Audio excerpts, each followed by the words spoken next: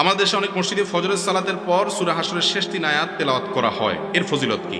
দেখুন, সূরা হাশরের শেষ 3 আয়াত সকাল এবং সন্ধ্যা পাঠ করার কথা বিভিন্ন হাদিসে আছে। সেই হাদিসগুলোর ব্যাপারে মুহাদ্দিসদের অনেকেই আপত্তি তুলেছেন, সেগুলোর সনদ এবং সূত্র বিশুদ্ধ নয়, আবার কেউ কেউ সেটাকে বিশুদ্ধ বলেছেন।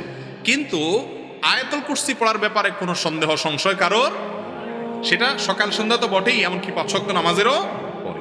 কিন্তু দুঃখজনক যে আয়াতুল কুরসি, যেটার বিশুদ্ধতা নিয়ে কোনো প্রশ্ন নাই কারোর, সেটার ব্যাপারে এমন কোনো আগ্রহ আমাদের মধ্যে নাই, অথচ সেটার আগ্রহ অনেক বেশি থাকা উচিত ছিল। তো আয়াতুল কুরসির পাশাপাশি কেউ যদি সূরা হাশরের শেষ 3 আয়াত পড়ে, তাহলে সে বেদাত করছে বলা যাবে না, কারণ হাদিসে আছে এবং হাদিসের বিশুদ্ধতার সপক্ষেও অনেক মুহাদ্দিসদের যুক্তি আছে।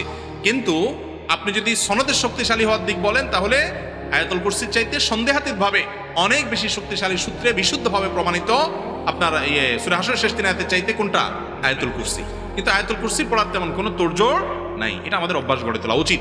আর ইমাম সাহেবরা সূরা হাশরের শেষ 3 আয়াত পড়ে মুসল্লিদেরকে নিয়ে পড়ায় সারা জীবন, 10 বছর, 15 বছর, 20 বছর ইমাম সাহেব একজন যে আরেকজন আসে, একই কাজ চলতে থাকে। আমি অনেক সময় জিজ্ঞেস করি, যদি এটা সাবেত হয়, তাহলে সে সাবেত হয়তো নিজে নিজে পড়াটা ইমাম সাহেব কেন পড়াই দেন? নবী করিম সাল্লাল্লাহু আলাইহি ওয়াসাল্লাম তো সাহাবীদেরকে পড়াই দেন না, আপনি কেন পড়াই দেন?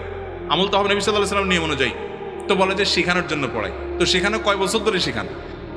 এটা কোনো যুক্তি আছে? অতএব ইমাম সাহেবরা সুন্নাহ সম্মত বিষয়গুলো মুসল্লিদেরকে তালকিন করাবেন এবং মুখস্থ করতে উদ্বুদ্ধ করবেন, সারা জীবন মুখে মুখে ধরে ধরে একটা পড়াই দিবেন, এটা সঠিক